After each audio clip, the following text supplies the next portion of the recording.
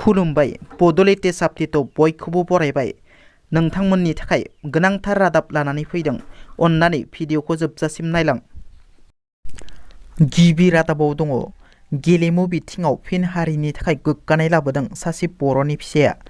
बाक्सा जिल्लानि सासे बर'नि फिसाया सनानि मेडेल देरहानो हादों।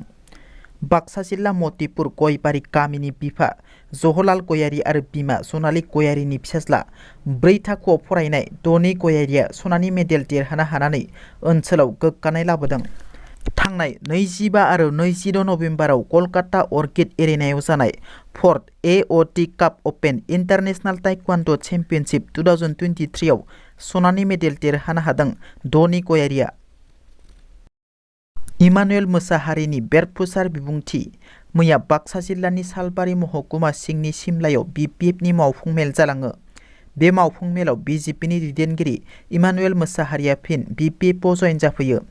BPF-आव हाबनायनि उनाव इमानुएल मोसाहारिया खौरांगिरिनि सिगाङाव बुङो दि थांनाय 2020 मायथाइनि BTC बिसायख'थियाव BPF-UPPL ज' खालामनानै बिसायख'थि गेलेहोनायनि बिबानखौ बै समाव गिबि मन्थ्रिया बिथांनो होनाय बादिनो हाग्रामा महिलारी आरो प्रमद बर'खौ जयै दिल्लीयाव सावरायहोदोंमोन आरो सावरायनाया जाफुङोब्ला BJP-आ बिसायख'थियाव बिजाथि दैखाङैनि थांखि होदोंमोन।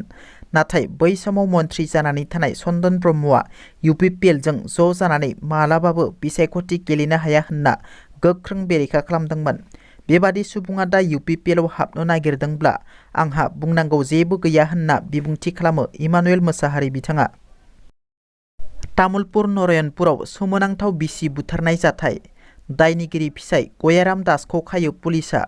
मालती दास मुंनि आइजोखौ फिसाइ गयाराम दासआ बुथारदोंमोन। बुथारना गावखौ फोथैनायनि महर होदोंमोन दायनिगिरि फिसाइ गयाराम दासआ। हरनि समाव जायो बे जाथाया।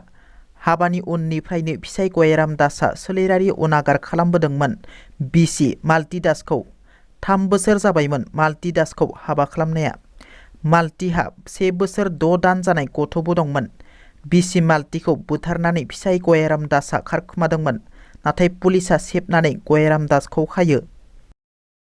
थांनाय 29 नभेम्बराव क'क्राझार सहरनि वार्ड नम्बर 3 बिधानपल्लीनि थागिबि आजिरा मोननाय एग्रिकालसार बिफाननि इन्जिनियार तपन चक्रबर्ती आरो मधुमिता चक्रबर्तीखौ गोबौ हाथियारजों गाग्लोबनाय जाथायनि गुबै दायनिगिरि शम्भु काहार उरुफे बान्टे काहारखौ क'क्राझार पुलिसआ गोख्रों संदानना दिहुननो हायो। दायनिगिरि शम्भु काहारखौ सोनाब बेंगल रायजोनि काटु आलिनिफ्राय क'क्राझार पुलिसआ 36 घन्टानि गेजेराव हमनानै पुलिस थानायाव लाबोनो हायो। मख'नो गोनांदि दायनिगिरि शम्भु काहारनि गोबौ सिखाजों गाग्लोबनायाव फिसाइ तपन चक्रबर्तीनि जिउ खहा जादोंमोन। दिनैनि रादाबा एसेनोसै। नोंथांमोना जुदि आंनि भिडिअखौ नायनानै मोजां मोनदोंब्ला अन्नानै लाइक, शेयार आरो साबस्क्राइब खालामनो दाबाव। गोजोन्थों।